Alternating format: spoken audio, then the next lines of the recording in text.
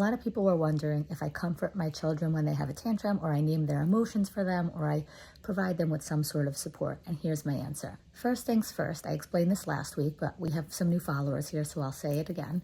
All behavior occurs in terms of a three-term contingency. You have an antecedent, a trigger, what happens right before a behavior occurs.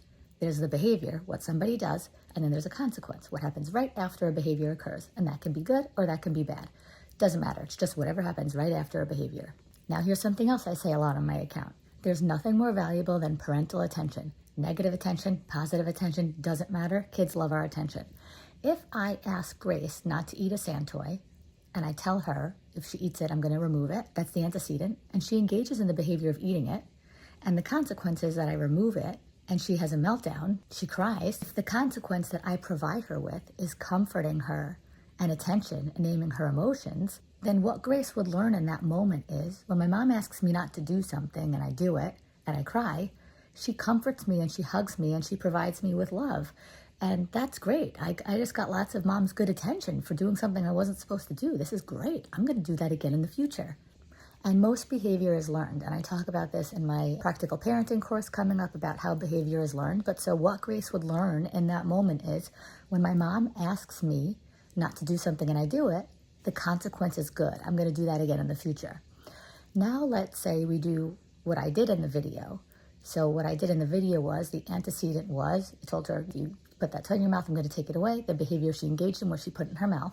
And the consequence was I calmly removed the toy. I told her we couldn't use it anymore. She cried and it produced nothing. She didn't get anything from it.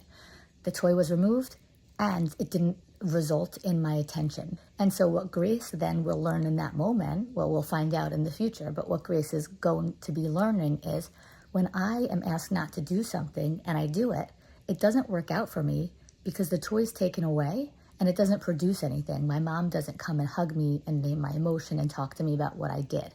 And I'm not saying to never do that.